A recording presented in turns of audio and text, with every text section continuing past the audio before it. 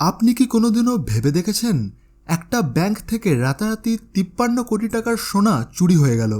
কর্ণাটকের বিজয়পুরা জেলায় একটি ব্যাংকে ঘটে যাওয়া এই ঘটনা ভারতের এক অন্যতম সোনা চুরির অপারেশন। চোরেদের দল এই অপারেশন শেষ করার পর সেই জায়গায় একটি পুতুল রেখে যায়। পুতুলটাকে লাল সিঁদুর, হলুদ ও আরও নাম না জানা দ্রব্য দিয়ে সাজিয়ে দেয়। চোরেদের দল বিভিন্ন ওয়েব সিরিজ ও সিনেমা থেকে ইন্সপিরেশন নিয়ে এই ঘটনার প্ল্যান তৈরি করে। 53 কোটি টাকার সোনা চুরি শুনতে যতটা মানুষকে অবাক করেছে, তার থেকে বেশি আপনি অবাক হবেন এই প্ল্যানটার বিবরণ শুনে। তাহলে চলুন আজকে জানা যাক কর্ণাটকের বিজয়পুরা জেলায় মানাকুলি শহরে অবস্থিত কানাড়া ব্যাংকের একটি শাখায় কিভাবে এত বেশি পরিমাণের সোনা চুরি হলো এবং কে করলো এত সোনা চুরি। 2025 সাল মে মাসের 25 তারিখ এই ঘটনাটি ঘটে। পুলিশ যখন জানতে পারে চুরি হয়ে যাওয়া সোনার দাম 53 কোটি, পুলিশ প্রশাসন তার সর্বশক্তি দিয়ে সেই সোনা ও চোরকে খুঁজতে শুরু করে। পুলিশ টোটাল 8টা স্পেশাল টিম গঠন করে। প্রত্যেকটা দলে আলাদা আলাদা কাজ ভাগ করে দেওয়া হয়। যেমন প্রথম দল ব্যাংকের ও ব্যাংকের আশেপাশের সমস্ত সিসিটিভি ফুটেজ খতিয়ে দেখা শুরু করে। দ্বিতীয় দল ব্যাংকের সমস্ত কর্মচারীদের জিজ্ঞাসাবাদ শুরু করে। তৃতীয় দল গোটা এলাকায় তদন্ত শুরু করে। চতুর্থ দল সেই গাড়িগুলিকে খুঁজে বেড়ায় যে গাড়িতে সমস্ত সোনা লুট করে নিয়ে যাওয়া হয়েছিল। আরেক দল ব্যাংকের আশেপাশের মোবাইল টাওয়ারের থ্রু দিয়ে সন্দেহজনক মোবাইল নাম্বার ট্র্যাক করা শুরু করে।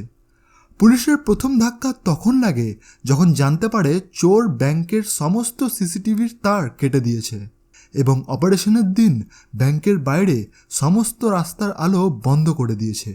অতএব এই ঘটনার কোনো ফুটেজ পুলিশ পায়নি।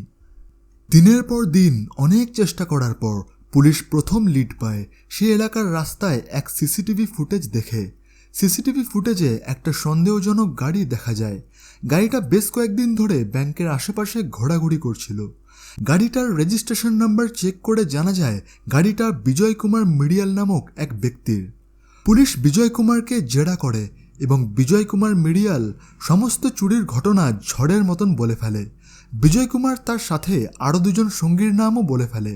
আসলে বিজয় কুমার ওই কানাড়া ব্যাংকে 8 মে অবধি অ্যাজ এ ব্যাংক ম্যানেজার চাকরি করত।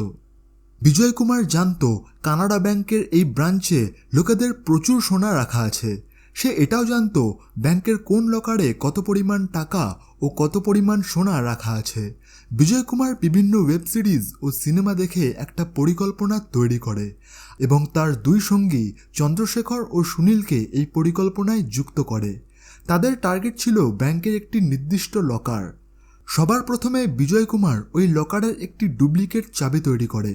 বিজয় কুমার সেই সময় অ্যাজ এ ব্যাংক ম্যানেজার চাকরি করত, তাই ব্যাংকের লকার রুমের সমস্ত তথ্য খুব ভালো করেই জানত সে। কিন্তু সে চায়নি অ্যাজ এ ব্যাংক ম্যানেজার থাকাকালীন সেই ব্যাংকে কোনো চুরি হোক। সে জানত 2025 সালেই তার অন্য ব্রাঞ্চে ট্রান্সফার হয়ে যাবে, আর সে এই অপেক্ষাতেই ছিল। আর দেখতে দেখতে 9 মে বিজয় কুমারের অন্য ব্রাঞ্চে ট্রান্সফার হয়ে যায়। তার পরিকল্পনা অনুযায়ী 9 মে সে ওই ব্যাংক ছেড়ে চলে যাওয়ার পর যদি চুরি হয় তাহলে তার উপর কোনো সরাসরি সন্দেহ উঠবে না। তারপর বিজয় কুমার ও তার দুই সঙ্গী চন্দ্রশেখর ও সুনীল একটা পারফেক্ট প্ল্যান এক্সিকিউট করে।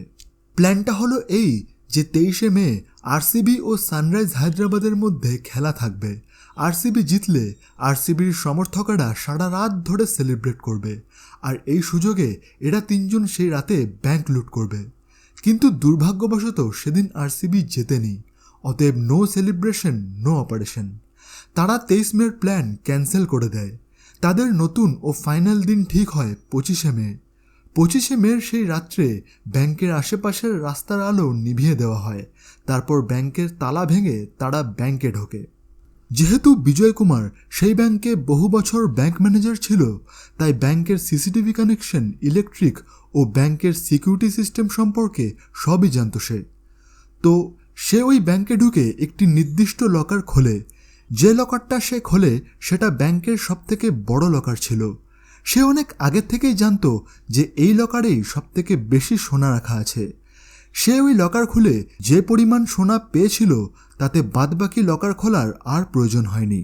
এবং পরিকল্পনা অনুযায়ী সেই খালি লকারের ভেতর হলুদ ও লাল সিঁদুর মাখানো পুতুল রেখে দেয় ও গোটা ব্যাংকের ভেতর হলুদ ও সিঁদুর গুঁড়ো ছড়িয়ে দেয়। পুলিশ বিজয় কুমার মিডিয়ালকে জেরা করে জানতে পারে এই পুতুল রাখার কারণ শুধুমাত্র পুলিশকে বিভ্রান্ত করার জন্য, যাতে পুলিশ এটা বোঝে যে এই ঘটনা কোনো তান্ত্রিক তন্ত্রমন্ত্রর দ্বারা ঘটিয়েছে। বিজয় কুমার এও বলে ঘটনাটি ঘটার পর দিন কয়েক সে নিজের গাড়িতে করে সেই ব্যাংক চত্বরে ঘোরাফেরা করে, আর পুলিশ ব্যাংকের আশেপাশে এলাকা থেকে সিসিটিভি ফুটেজ ঘেঁটে বিজয় কুমারের গাড়িটা ধরে ফেলে। তাদের 3 জনের কাছ থেকে 10.5 কিলো সোনা পুলিশ উদ্ধার করে, যার মূল্য প্রায় 11 কোটি টাকা। চোরেদের দল বাদবাকি সোনা গলিয়ে বিভিন্ন রকমের গয়না বানিয়ে ফেলেছে, যেটা পুলিশ এখনও খুঁজে চলেছে। তাহলে প্রশ্ন হচ্ছে, বাদবাকি বিশাল পরিমাণের সোনা গেল কোথায়? ভবিষ্যতে আরও অনেক লোকের নাম জড়াতে পারে এই ঘটনার সাথে। তবে এই ডিসেম্বর মাসে জানা গেছে এই ঘটনার সাথে জড়িত থাকা আরও 12 জনকে পুলিশ গ্রেপ্তার করেছে। তো আপনাদের এই ভিডিওটা কেমন লাগলো কমেন্ট করে নিশ্চয়ই জানান।